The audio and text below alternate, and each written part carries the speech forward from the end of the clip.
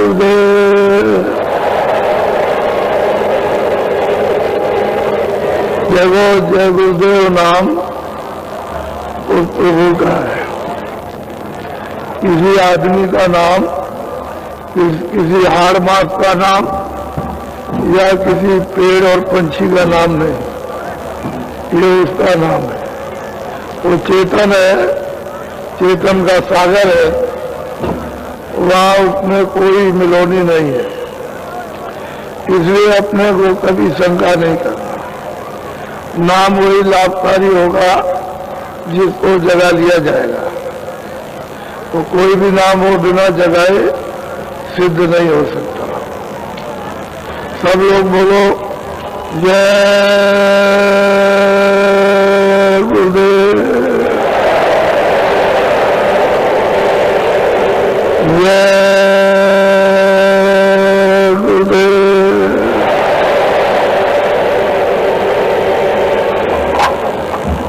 ये जितने भी तीर्थ भरत जयपुर गंगा जमुना पार पूरा पश्चिम, ये सब उस गुरुदेव में समाया है। वो गुरु में समाया, वो सबका गुरु है। आशा वहीं की बांधो जहां से आए हो। जब आशा बांध लोगे तो आशा के अनुसार मुताबिक आपकी चाल चालू हो जाएगी, चल बढ़ोगे। जिधर जाना है उधर उसकी आशा होनी चाहिए। हमको कहीं जाना है विदेश में तो पहले से आशा होती है कि विदेश में जाना, उस देश में जाना, उस स्थान पर जाना।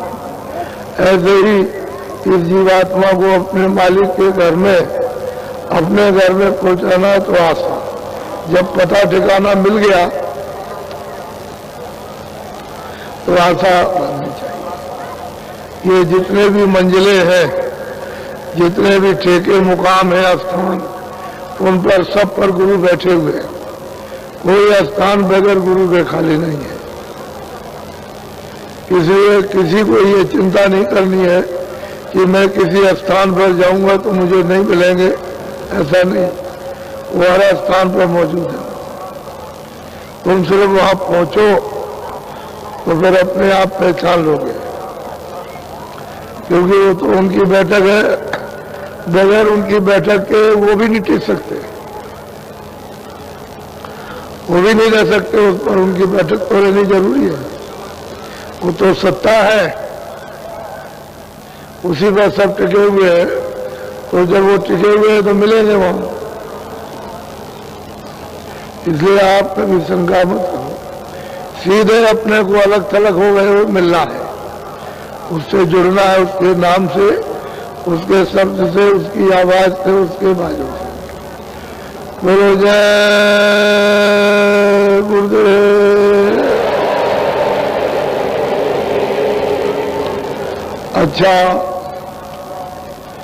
सिर्फ इतना ही आपको ध्यान रखना है कि चारों तरफ से अपना मन, अपनी बुद्धि, अपना चित्त उधर से खींच करके, हटा करके, उधर से थोड़ा सा ख्याल ध्यान बुला करके, और थोड़ा सा यहाँ दोनों आंखों के मध्य में जो सूरत बैठी हुई उसमें कान है, उस कान के साथ लगाने की जरूरत है। इसलिए कान के साथ लगाना जरूरी है कि जब कान ध्यान देकर सुनने का काम करने लगे तो इन लोगों ने ये सब पर्दे इकट्ठे किए तो इनकी मदद मिल जाए, बुद्धि, मन और चित्त की, ताकि पर्दा साफ हो जाए। इसलिए इनको लगाने की जरूरत है, क्योंकि पर्दा तो इन्होंने जमा किया और उसी पर्दे के उससे भागते हैं, वही पर्दा इनको खींच ले जाता है। तो थोड़ा का कानों का जब ये साथ देंगे तो कान जब सुनने का काम करेगा तो सफाई होने लग, पर्दा छटने लगेगा, पर्दा छटेगा, कटेगा, उसका मैल झड़ेगा, तो आंख धीरे से कान खुलने लगेगा और सुनाई देना। कल बहुत लोगों को सुना दिया लेकिन अलग, वो साफ आवाज नहीं है, वो तो हम जानते हैं कि साफ नहीं है, क्योंकि साफ करने के लिए थोड़ा सा मेहनत करनी पड़ती है ताकि कान साफ हो जाए, खुल जाए। तो अभी भजन में बैठाऊंगा, अभी टाइम हमारे पास बहुत है। जब पूरा समय हो जाएगा तब मैं आपको आवाज दूंगा, खोलो, तब तक नहीं। तब तक आप कपड़ा निकालो, सिर पर कपड़ा डालना, और देखो ये बैठक यहाँ समझ लो, ये बैठना सीख लो। ये बच्चे इस तरह से आंख को बंद करेंगे, कान को बंद करेंगे। ये बैठक सबसे सुलभ है, कहीं जंगल में किसी जगह कोई चीज की जरूरत नहीं, बस ऐसे बैठ गए इस तरह से। 2-4 दिन बैठना आ गया तो फिर इसमें कोई दर्द नहीं होता, बैठे रहिए आप। घंटा भी लगा दीजिए, 1.5 घंटा 2 घंटे, कुछ नहीं होता, क्योंकि सुडौल बैठक है। इसमें मन इसमें इधर उधर नहीं जाएगा कहीं। ऐसे बैठे, आग बंद किया, कान बंद किया। ये अंदर जीवात्मा में, सूरत में कान है, उससे सुनने का काम करना ऊपर की तरफ। तो ये तो इसके ऊपर बैठी आकाश के ऊपर, तो वही उसका कान है ऊपर का, ऊपर सुनेगा। ऊपर का कान ऊपर की आवाज सुनेगा और नीचे का कान नीचे की आवाज सुनेगा। तो ये नीचे के कान कौन है? ये शरीर की 2 आंखें, शरीर की 2 नाक, ये नीचे है। तो नीचे वाले आकाश के जो शब्द होता है, जो दृश्य होता है या जो महक होती है, उसको ये काम करते हैं। और अंदर का कान और आंख ऊपर से काम करेंगे, इस आकाश के ऊपर। तो ऊपर दिव्य कान से आपको सुनने का काम करना। जब बैठ जाओ, बैठो वजन पर, आंख और कान बंद करो, ठीक से आंख और कान बंद करो, सुनो ऊपर की तरफ, सुनो ध्यान से।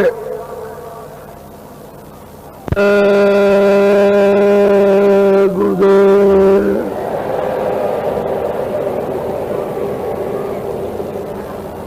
जय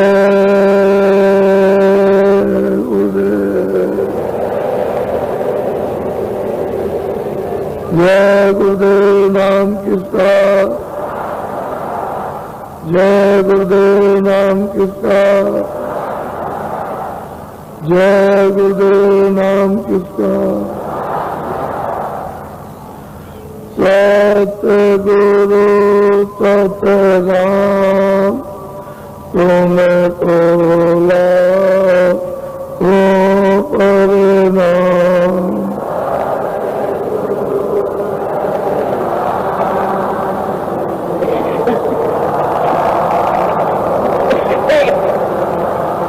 वो सूरज चांद सितारे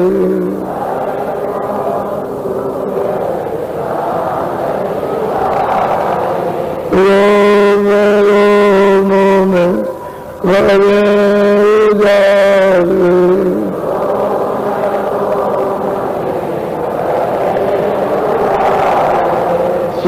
सतपुरुष करता तुमको लाखों प्रणाम।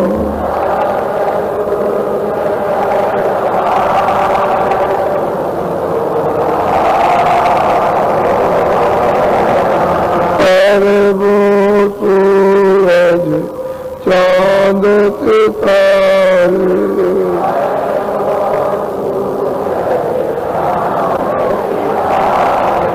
रोम रोम में करे उजारे,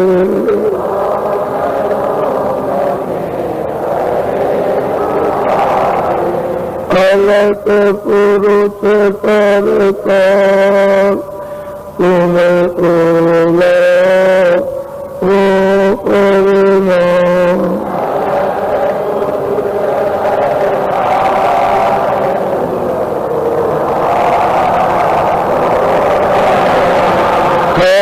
वो सूरज चांद सितारे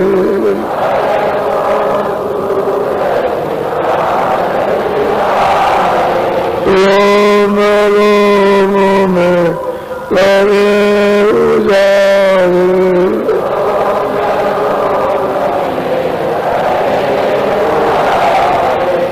सागर तोड़ो सागर तार तुम्हें तोड़ो तो करना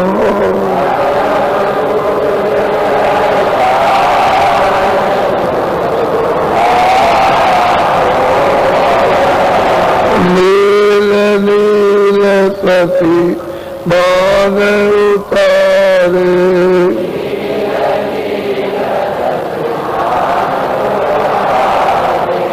रोम में करे उजारे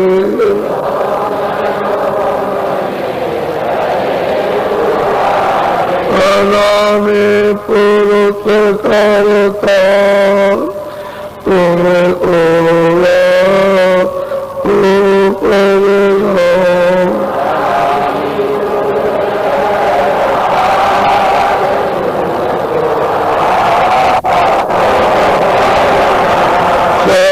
सतगुरु सतराम तुम्हें ओला ओ परिणाम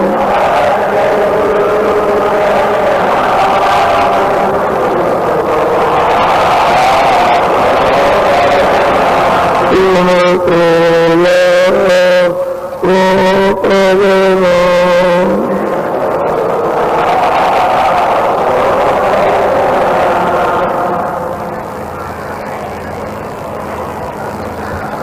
बच्चे और बच्चियों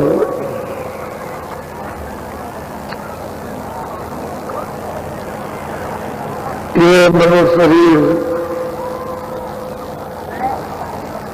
उसने आपको थोड़े समय के लिए अमोलक किया। उसने ये कहा कि मेरा जो विधान है इसका तो कल्याण पालन सब। उसने ये बताया कि शाकाहारी रहना, हिंसा मत करना, ये बताया कि झूठ मत बोलना, धोखा मत करना, बेईमानी मत, किसी को मारना नहीं। हिंसा मत का मतलब किसी को मारना नहीं, कत्ल नहीं करना बच्चे बच्ची का, पशु पंछी का। तो मेरा ये विधान बना हुआ है और मेरा शरीर शुद्ध है। मेरे शरीर को तुम गंदा मत करना। और अपने जीवात्मा बैठी है तो उसको जला लो, जाग जाएगी तो उसको महात्मा से किसी से मिल लो। उसने कहा कि मैं कोई रोक टोक नहीं करूंगा, तुम जाके मिल लो, उससे रास्ता ले लो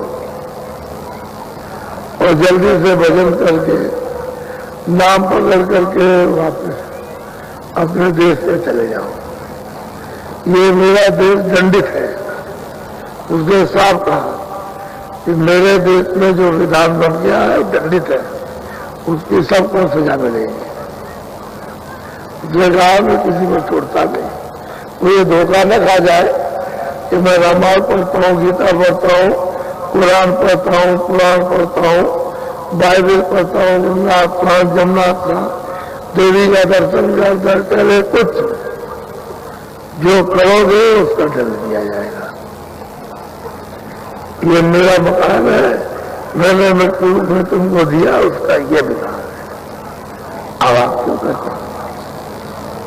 क्यों करते हो? क्यों कहता है वो कुछ भी करो मैं दंड दूंगा, सीधा सीधा उसका। और उसके तो कहते हैं मैं काल हूं, तो खुद कहते हैं कि काल रूप में चंकर भ्राता। तुम्हारे रामायण में लिखा, तुम कैसे काट सकते हो? कैसे काटोगे? काल रूप में चंकर भ्राता, सुबह से कर्म फल जाता। मैं सुबह से कर्मों का फल देता हूं, बिल्कुल साफ आपको बताया। और आप उस बात को नहीं मानते।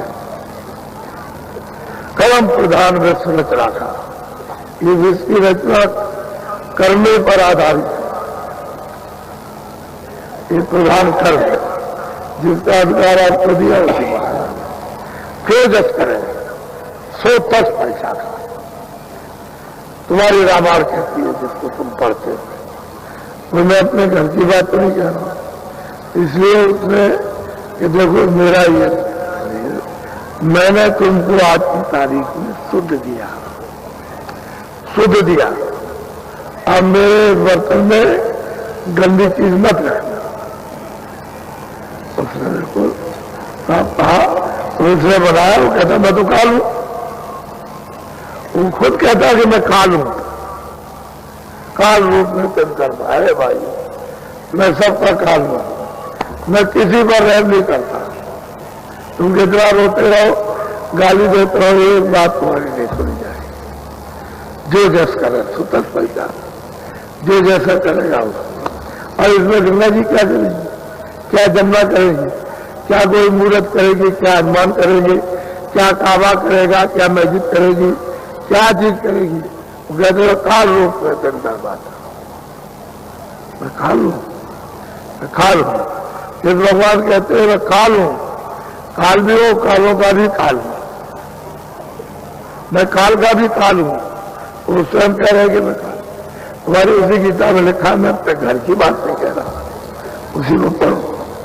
जब लिखा है तो तुम हमारी बात क्या, जो सत्य है वो तो कह रही। इसलिए वो यह नहीं छोड़ेगा, किसी भी तौर तरीके से नहीं छोड़ना। ये तुम्हारा भ्रम है, अज्ञानता है कि मैं नहालूंगा, मंदिर में आऊंगा, ये रामायण पढ़ लूंगा, गीता पढ़ लूंगा, कुरान पढ़ूंगा, इबादत कर लूंगा, मस्जिद में चला जाऊंगा, मंदिर में, तो हमारे पाप यानी धुल जाएंगे, हमको हम सजा गुनाह माफ हो। ये नहीं कुछ है, उसके आगे कुछ नहीं चला। ये सब काम वो नहीं करता, ये जो काम है वो सब महात्मा करते हैं, वो बाप। अगर तुमको अपना कर्म माफ करवाना है, दिलवाना है, तो महापुरुषों के जाओ, वो नहीं होता। वो तो कहता है जो जैसा करोगे मैं उसका वैसा, वो धोने वाला बिल्कुल नहीं होता। वो तो उन्होंने कहा ना केवट से, केवट देख इधर आना, रोज रोज दर्शन देना, दर्शन करना, और ये जुक्ति भजन करने की, रोज भजन करना, भजन। तो आप लोग वैसे तो ये गोस्वामी महाराज कह रहे, केवट तो दूसरा है, ये केवट नदी पार उतारने वाला नहीं है, वो दूसरा केवट है। उसको समझा रहे कि रोज भजन करना। आपको केवट क्या पता, तुम तो इसको केवट समझ रहे हो कि नदी को नाव पर बैठा के पार उतार दिया, वो केवट नहीं है। इसलिए वो कहते हैं कि रोज आना और रोज भजन करना। कहाँ बैठ करके, घाट पर बैठ के रोज भजन और रोज दर्शन देना। तो अब वो बात इसको समझना चाहिए। तो यहाँ कुछ छूटता नहीं, तुम कहीं घूम जाओ, हरिद्वार चले जाओ, जगन्नाथ चले जाओ, पूरे मतलब है वहां चले जाइए, वहां एक भी जो तुमने किया उसका कुछ माफ नहीं होगा, वो बात होगा। जब तक योग रूपी अग्नि को नहीं जला देंगे, तब तक बच्चा तेरा वहां कुछ होने वाला नहीं है। तू सोचते रहो, तो सोचते से क्या, तू तो रोज सोचता है मुझे मुक्ति मिल जाएगी, मुझे प्रभु मिल जाएगा था, क्योंकि उसी अंधकार अज्ञान में कहता भी तो बात स्वर्गवास हो गया, माँ का, स्त्री का, बच्चे का, सबका स्वर्गवास हो गया। जब का सबका हो जाएगा तो नरकवास किसका होगा? ये धोखा है, ऐसे नहीं, उसके आगे सब नहीं, तो साफ कह दिया, करने करो मार मत डालो। कहते हैं करनी करो, मन को करने से रोक लो, विषयों की तरफ से, इंद्रियों के स्वादों की तरफ से। और जब आप इंद्रियों को रोकोगे, भजन करोगे, तो मन रुक जाएगा, क्योंकि भजन में मिलती है ठंडक। जब करने करोगे, करने का मतलब भजन करोगे, करने का मतलब भजन, अभ्यास का मतलब भजन, साधना का मतलब है भजन, दूसरा कोई मतलब नहीं है। तो करने करो, दरवाजे में बैठो, भजन करो, मार मन डालो, उस मन को उधर से रोक करके उसको रख दो इंद्रिय रोग द्वारा। बार बार दौड़ करके इंद्रियों के साथ मत लो, इंद्रियों छड़े तो आदत तुमने डाल रखी, फट भाग जाते हो, फट उधर जाए, फट भोगों में फंस जाते हो। तो वो नहीं करो, मार थोड़ा रोको, मन को साथ लो, थोड़ा सा इसको मारो भोगों की तरफ से कि तुमने जो भोग लिए बहुत है, उससे कुछ मिला नहीं, अब जरा से साथ दे दो, इस भजन में करनी में थोड़ा साथ दे दो तो इधर तुमको रस मिल जाएगा थोड़ा सा। और तो इंद्रिय लोग इंद्रियों के दरवाजे ऐसे कुछ नहीं, इसलिए आपको ढालने को ले आए, भाओ गंगा जी और प्रतिज्ञा करो क्या भाव नहीं करेंगे, ईर्षा नहीं करें। मतलब साकारी का मतलब ही एक ही शब्द है कि कोई ईर्षा नहीं करनी किसी की ईर्षा नहीं करनी, उसका मतलब यही है, असली मतलब उसका समझो, उसका निचोड़ समझो कि हम साकारी रहेंगे, पशु पंछी आदमी जानवर कीड़े किसी की ईर्षा नहीं, जान के ईर्षा नहीं करता। वैसे कोई चले जा रहे पैरों से दब गया तो वो तो और काम नहीं है, वो ऐसे पैरों से नहीं मरता, तो समझ लो कि मर गया होगा, नहीं मरेगा। गुरु महाराज जा रहे थे जूते पहनकर, तो पीछे पीछे हम देख रहे थे तो वो चीटियों पे चल रहे थे, चीटियां जा रही थी कतार लगाकर, जाती है रास्ता बना लेती हैं, तो जा रहे थे उसी पे चल रहे थे। हम उसको देख रहे थे कि जैसे इसमें से कोई मरती है कैसे, तो वो जूते से दबती जा रही थी और एक भी मरी हुई दिखाई दी। तो जब वो बैठ गए तो हमने मतलब ये प्रश्न किया कि स्वामी जी ये तो रास्ता है, इस पर तो रास्ते पर तो आप चले थे और ये चीटियां चल रही तो उस पर चल रहे थे। तो उन्होंने कहा कि देखो बच्चा, उनका भी कुछ भाग होना चाहिए, अब वो इतने दिनों से भोग रही है, तो मैंने सोचा कि झुंड की झुंड चलो इन्हीं का कोई भला हो जाए, तो मैं उस पर इसलिए चल रहा हूं कि स्पर्श हो जाएंगे, उनको भी मनुष्य शरीर मिल जाएगा, कोई मनुष्य शरीर की भागी हो जाएंगे। लेकिन तुमने देखा कि कोई मरी है? मरी कोई नहीं है। बहुत देर तक पानी में कुल्ला करते रहे, तो पूछा कि स्वामी जी पूरा थोड़ी देर गई, मुंह हाथ साफ कर लिया जाता है, इतनी देर हो गई घंटों। तो उन्होंने कहा कि अरे भाई ये जल के जीव हैं, ये भी कुछ पा जाएंगे, इनको भी नर शरीर का भाग मिल जाएगा। देखिए महापुरुष किस तरह से किस जीव को किस तरह से लाभ पहुंचाते हैं ये किसी को पता नहीं। ये आबादी बड़ी इतनी जल्दी जिसका आपने बंदोबस्त किया था उसका कुछ नहीं, आबादी बढ़ गई, कुछ नहीं रहेगा। कुदरत के नियम में दखलंदाजी कोई मत करो, जो उसने नियम बनाया उसके अनुकूल चलो, तुम उसमें दखलंदाजी करने लगे, इतनी तकलीफ मैं आपको क्या बयान करूं, इतनी तकलीफ। ये सब बड़े घोर अपराध वो कहते हैं जो जैसा करे, जो जैसा किया उसका फल पाना, बच नहीं सकता। ये बहुत बड़ा अपराध है कि उस शरीर में पता नहीं कौन सी जीवात्मा है और आपने बंद कर दिया, रास्ता बंद कर दिया कुदरत का। वैसे तुम्हारे बंद करने से नहीं, लेकिन तुमको सजा मिलेगी कि तुमने रास्ता जो बंद किया। वो तो जिसको देता हूं मैं देता हूं, मैं खिलाता हूं, मैंने प्रारब्ध बनाई, मैं प्रारब्ध बनाता हूं, मैं उसका भोग रखता हूं, तो मैंने उसको अधिकार दिया कि तुमने उसका क्यों नुकसान किया, उस रास्ते को रोक दिया, क्यों हत्या कर दी, तो उसमें बहुतों की हत्या हो गई, बहुत से बच्चे बच्चियां मारे गए। तो अब ये सजा जो तुमने किया छोड़ नहीं सकते। इसलिए ये जो आप ऐसे समझते हैं ऐसे ही रह जाएगा, ऐसे ही रह जाएगा। उसके यहाँ एक रत्ती का हिसाब है, एक रत्ती का एक जर्रा उसका भी उसके पास हिसाब।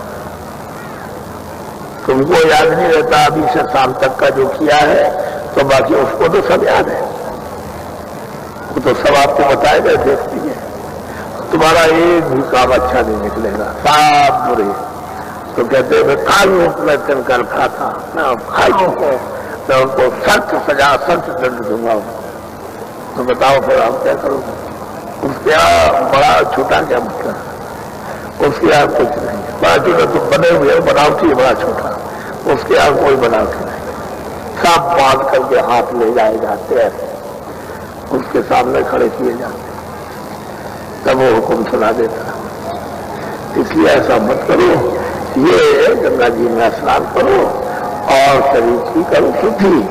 साथ ही साथ में जब प्रतिज्ञा करोगे तो मन, इंद्रिया, चित्त, बुद्धि, ये जब प्रतिज्ञा करोगे तो ये शुद्ध होंगे, शुद्ध होंगे। और ये शस्त्र दोनों चीजें नहाओ उदय शुद्धि के लिए, और प्रतिज्ञा करो कि अब हम वो कर्म नहीं करेंगे जिससे हमारी जीवात्मा का पतन हो जाए, वो कर्म करेंगे जो जीवात्मा का उत्थान हो। इधर सत्संग और फिर भजन, उसका रास्ता लोग करने करो, करने करोगे मार बन डालो और द्वार बैठ करके करने करो, अग्नि प्रज्वलित करो, उसी को कहते हैं जीवात्मा को जगाओ। जब अग्नि प्रज्वलित हो जाएगी, उसमें मसाल जलेगी, तो तेरे पाप वहीं तेरे जलेंगे। तो अपने पापों को जलवाओ, बगैर महापुरुषों के काम नहीं होगा, और कोई कर नहीं सकता, कोई नहीं। तो अभी मैं आपको थोड़ा सत्संग सुनाता हूं, क्योंकि ये सब चीजें लोगों को मालूम नहीं है। लेकिन महापुरुष जो कुछ भी देख जाते हैं वो आपके हित के लिए, और जो देखते हैं वो तो पीछे का भी देखते हैं, आपका आगे का। अभी है आगे है, उसके आगे है, चारों युग, सज्जुग, त्रेता, द्वापर, कलयुग, भूत, भविष्य, वर्तमान, पीछे का, आपका और आगे का, चारों मतलब ये राउंड मारते रहते हैं। वो ऐसी बात करते हैं चारों युगों की, कि चारों युगों में कौन कौन से कर्म थे मनुष्य के, उसको सब भूत, भविष्य, वर्तमान का साफ सामने जा करते हैं और उसको जला देते हैं। जीवनाद काल से किस किस तरह से किस किस दिन में भटक गया, और अब ये कलयुग आ गया। कलयुग का मतलब नहीं समझे, कलयुग का कर्जुग, इधर करो इधर ले लो, इस तरफ किया इधर। इसी तरह से भगवान का भजन इधर करो, भजन इधर लो। वो कहते हैं कि तुम्हारा रखेगा नहीं, दे देगा। अब आप सुनो बड़े ध्यान से, बोलो।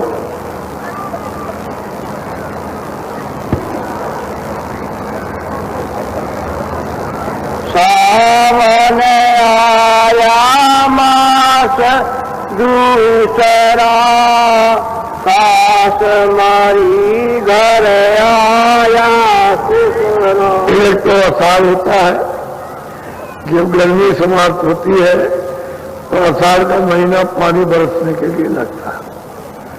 आशा लेकर के जीव जब इधर आता है जन्म लेता है, आशा ही से जन्म होता है। जा आशा का बासा, जिसकी आशा वायु में उसकी वायु में जन्म, जिसका आशा जिसके जल में है उसका बासा जल में, जिसकी आशा पृथ्वी में उसका बासा पृथ्वी। आशा ही से जन्म होता है। जहां जहां वासना है वहीं ले जाती चीज, वही उसको जलवा देती है। अगर आपकी चेतन में आशा है तो चेतन में वासा मिलेगी, जड़ में आशा है तो जड़ में वासा मिलेगी। तो कहते हैं जीव मतलब ये वो वासना लेकर के शरीर छोड़ा, वैसा ही उसको ये बड़ी मिल गई कर्मानुसार। क्योंकि जैसे कर्म होते हैं वैसे आशा बनती, वैसे आशा बनती वैसे वासा, मोटा काम सीधा साधा। तो कहते हैं सावन का महीना, बरसात तो साल में होती है और वो हरा भरा सावन का महीना हो जाता है। रिम झिम रिम झिम रिम झिम पानी बरसता है। दृष्टांत देते हैं महापुरुष, तो कहते हैं सावन का महीना आया। दूसरा आसाम मरी, अब उसको हरियाली दिखाई दी। बोलो। काली घटा श्याम मन हुआ, श्याम कंज में ये मन मुआ। बात यह है कि साधक के लिए जो भजन करता है उसके लिए उन्होंने बताया कि जब वो दरवाजे पर बैठ करके मन को, बुद्धि को, चित्त को और सूरत जब काम लेती है अपने कानों से या आंख से काम लेती है, तो कहते हैं कि चारों तरफ की आशा उसकी मरी। जब सत्संग मिला तो आशाएं सब सिमटती है कि इसमें कुछ नहीं है, इसमें कुछ नहीं है, इसमें कुछ नहीं है, इसमें कुछ नहीं, और जीवन सब इसी में खपा दिया और पूर्ति इसमें नहीं मिली। तो इधर उधर महापुरुष बताते हैं दोनों आंखों के मध्य में, यहाँ तुम बैठ जाओ घाट पर और यहाँ बैठ करके लो। अब तुम मतलब ये आंख देखो और सुनो, तीसरी आंख से तीसरे कान से। तो कहते हैं कि तुम्हारी जितनी भौतिक आशा है सब समझ जाएगी और फिर क्षय हो जाएगी, यानी बिल्कुल चली जाएगी। तो कहते हैं कि मन कब उधर सुनता है और काली घटा दिखाई देती है बिल्कुल एकदम। उस काली घटा में जब दृष्टि रोकते हैं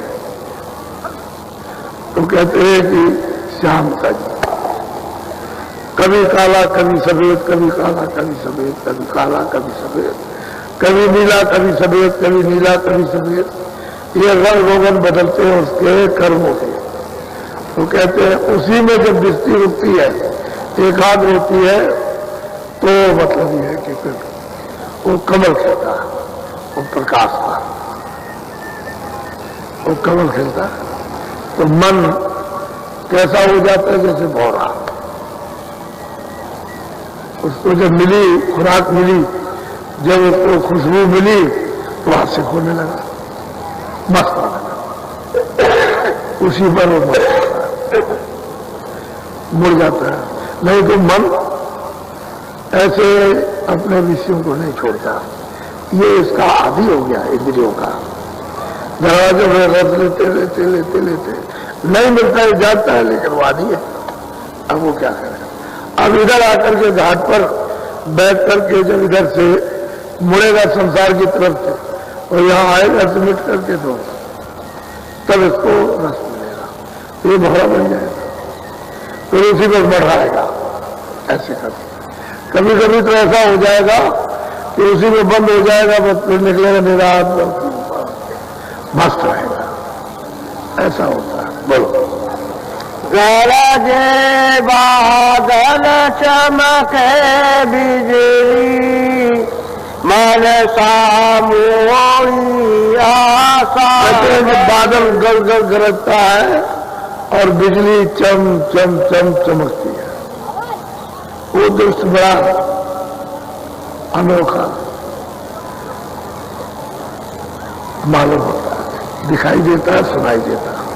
बादल खुद गरजते हैं, बड़ी ये बादल नहीं है, उधर बादल गरजते हैं तो बड़ी मधुर, वो कहते हैं मधुर। वो स्वामी कुमारी रामायण में लिखते हैं, जिसको रोज पढ़ती हो, मधुर मधुर गरजे घन घोरा, बड़ी मिठास के साथ गरजते हैं, उसमें बिजली चमकती है, दामे दमक रही घन भाई, उसी में कहते हैं वो चमक रही है, दमक रही बिजली चमचम करती है, बादल गरजता है। उनके मुख से गर्जन होती है, जिस गर्जन में आवाज है उसी में से बिजली चमकती है, उसी में वो प्रकाश है। आवाज में प्रकाश है, आवाज से ही प्रकाश निकलता है। तो बादल गरजते हैं, दामें दमक रही, बहुत तेजी से लप लप करती है। कहते हैं कि आशा तृष्णा मुड़ी संसारी नासमान अब उधर से मुड़ती है, अब इधर मतलब उसको अच्छा लगने लगा, अच्छा लगने रस आने लगा, और वो चमक उसको खींचने लगी, अपनी तरफ आकर्षण करने लगी। तो गरजे बादल, चमके बिजली और आशा, ये मोड़ी बोलो। दोने अनंत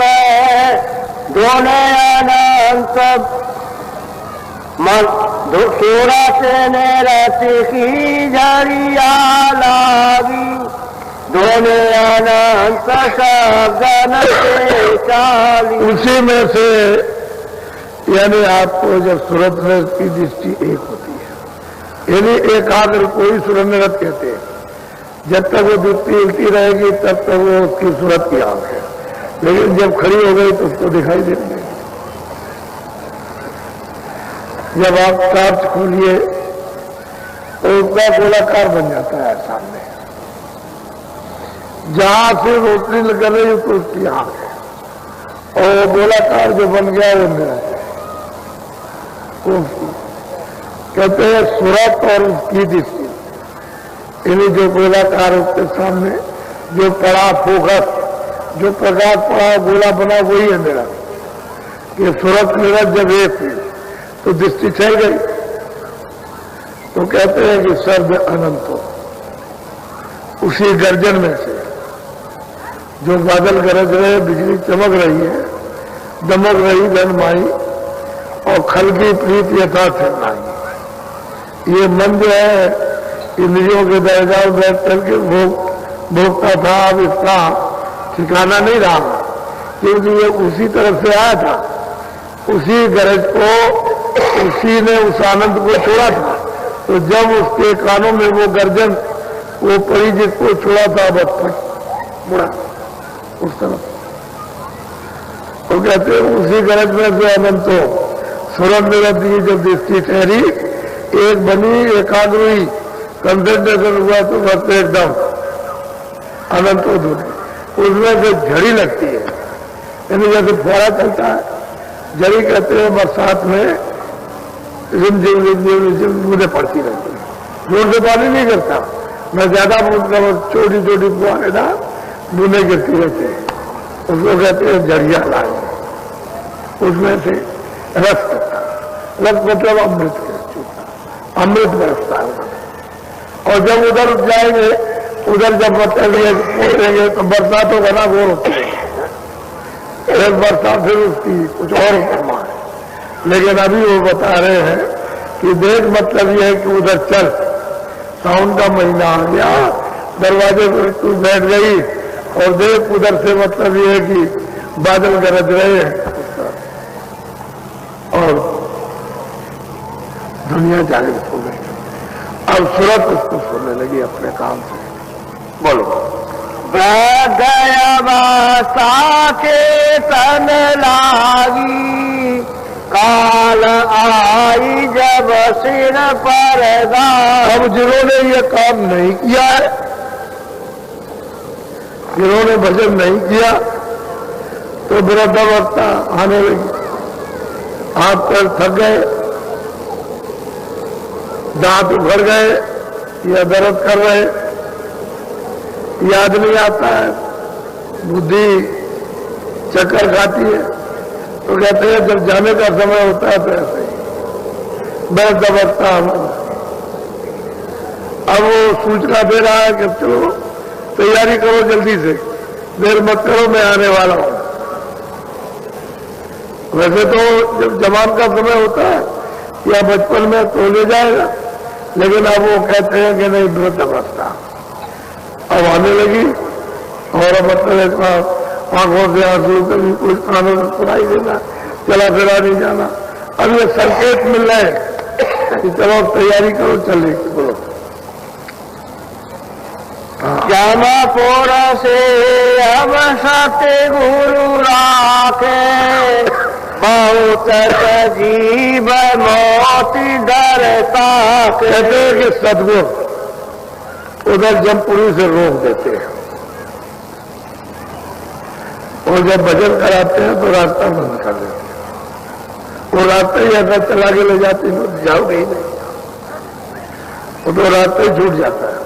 जिधर आप जा रहे हो छुड़ा देते हैं कि नहीं इधर चलो, वो रास्ते ही छूट जाएगा। तो कहते हैं कौन सदगुरु बचाएंगे? जो उस मालिक से मिले हैं वो सदगुरु मिल जाए तो वो बचाएंगे। नहीं वृद्धावस्था आने लगी, मोह काल मोह संकेत देने लगा कि तैयारी करो मैं आने वाला हूं, उस समय जीवों की क्या हालत होगी? बोलो। काल घटा जब आकर छाई, धारा मौत अधिक बरसाई। चारों तरफ से अंधेरा, सब आपके रास्ते वासना के चारों तरफ से अंधेरा, अब अंदर अंदर जल घेर दिया बिल्कुल काली घटा ने, ना कुछ दिखाई देगा ना सुनाई देगा, बिल्कुल जैसे बियाबान जंगल में। और मौत की पीड़ा दर्द इतना असहनीय कि बिल्कुल अच्छे चिल्ला रहा, बचाओ बचाओ बचाओ, कोई सुनने वाला नहीं इसका। कहते हैं भाई घटा ने चारों तरफ से घेर लिया, सुनना बंद कर दिया, देखना बंद कर दिया, समझना बंद कर दिया, बोलना बंद कर दिया, और एकदम से होता। अब वो मौत की दशा अवस्था है, अब वो खिंचाव शुरू कर दिया। अब इतना करके चिल्लाता है कोई बचाओ। अरे जब ठीक था तब तो बचने का उसने कोई उपाय किया नहीं, अब ये जब ये है कि ये दशा आ गई तो अब कौन बचाएगा? किसी का साथ किया? कहते हनुमान को मानते हैं, और हनुमान को मानो, राम को क्यों मानते हो? आप कहते हो राम को मानते हैं तो राम को मानिए, ठीक है, तो आप हनुमान को क्यों मानते हैं? तो कुछ नहीं, जब यहाँ आए तो राम को मानने लगे, मथुरा गए तो कृष्ण को मानने लगे, रामेश्वरम गए तो वहां उनको मानने लगे, जगन्नाथ गए तो वहां, हरिद्वार गए तो वहां मानने लगे। और जब मुसीबत ही आई तो जिसको बुला उससे क्या मतलब? तो आपने उसको जोड़ दिया कि हनुमान तुम आ जाओ, वो भी नहीं आए तो कह लगे तुम ही राम आ जाओ, अरे तुम मेरी आए तो काली जी तुम ही आ जाओ, कोई नहीं आएगा क्योंकि तुम एक के तो हुए नहीं। अब अनेक खत्म कर लो तो कौन देखेगा आपको? वो कहेगा वो आ जाएगा, वो आ जाएगा, वो देख लेगा, वो कोई नहीं आएगा। एक का होना चाहिए। जब एक का रहोगे तो उसको फिक्र रहेगी, कहीं भी रहेगा कि हमारे घर में स्त्री है, भूखा होगी, नंगी होगी, प्यासी होगी, तो उसकी देख रेख करेगा। जब अनेक हो जाएंगे तो यहाँ न मालूम कितने खत्म कर लिए, एक किसी के नहीं हुए। चलो मोहम्मद तुम ही आ जाओ, चलो सैयद तुम ही आ जाओ, तुम ही सब कुछ हो, जो कुछ और कोई कुछ नहीं। तो बस इस मौत के वक्त में कौन काम आएगा? किसको आप बुला सकते हो? तो कहते हैं चारों तरफ से काली घटा, कार्य तुम्हारे कर्मों की छा गई और सब रास्ते उसने बंद कर दिए, न सुन सकते हो, न देख सकते हो, न बोल सकते हो। अब मौत की अब बरसने लगी, पीड़ा होने लगी, अब खिंचाव होने लगा। अब एक हो जाते तो किसी को एक को तो किया नहीं, एक को ऐसे करते हुए बचा लेता। आप बोलो। जीवने करे घबराई, काया गढ़ नदी न दवाई। अब कहते हैं कि जीव अनेक मतलब है घबरा रहे, और उन्होंने क्या किया, उसने जितने शरीर दिया था कि इस गढ़ को ढा दिया। कहते गिरवट गिरा देता है। एक आवाज दी उसने, समय पूरा हो गया लल्लू सिंह, मैं उनकी आवाज सुनते ही दराज कहीं गई था, फट गिरा देगा और बस क्षण भर भी लगेगा, फट उसके ऊपर पहुंच जाएंगे, एकदम से दाब लेंगे, चढ़ बैठेंगे। कोई ये बंद करेगा, कोई ये बंद करेगा, कोई ये बंद करेगा, सांस नहीं लेने देंगे। तो कायागल को लीन दवाई गिरा लिया। दबाने का मतलब है गिरा दिया उसको। अब ना सुनने देंगे अब तुम वो, अरे भाई देख लो मेरी तरफ, मेरी बात को सुन लो और कम से कम कह दो, ना कुछ कह सकता है, ना सुन सकता है, ना देख सकता है, ना बोल सकता। कायागल को ये गढ़ है किला, ये मनुष्य उसको ढा दिया, गिरा दिया उसने जमीन पर। आप कुछ नहीं कह लगे निकलेगा, अब निकालेगा तो तमाम जीव बेचारे घबराए। ये तो सभी के साथ ही होगा। अब क्या करें? वो पहले तो उपाय नहीं किया, चल गंगा जी तू मुझे बचा ले। जमुना जी ने पूछ गया, जमुना जी तू ही सब कुछ है, और सरजू में पहुंच गए तो तू ही सब कुछ है, अजमेर में चले गए तो तुम ही सब कुछ हो। समझ गए वही तुम वही हो, जो जाओ उसी को। तुमने कितने बनाए? किसी एक को बनाया? कुछ नहीं। न तुमको मालूम गंगा जी क्या, न तुमको मालूम जमुना जी को, न काबा मालूम है और न तुमको जगन्नाथ मालूम है। अब उसने गिरा दिया, और जो कर्म करते उसने कहा कभी कि ये अच्छा ही है बुरा? कभी आपने बताया आपको कि तुम आए अब मत आना, ये कर्म मत करना, ये कर्म करना? बस तो मतलब चलेगा, चले बस ये बात कुछ नहीं करना हो, गंगा जी में लाओ और तो देर करो, हिंसा नहीं करनी, किसी पशु पंछी को, आदमी बच्चे को नहीं मारना, नहीं तो फिर तुमको कितनी सजा मिलेगी। अभी बताता हूं आपको कितनी सजा महात्मा देखा करते हैं। वो तो मैं इसलिए बता रहा हूं, नहीं तो जो कुछ बताया वो कुछ नहीं बताया, वो तो इशारा किया। अगर सही बात कर दूं तुम्हारा खोपड़ा चटक जाएगा।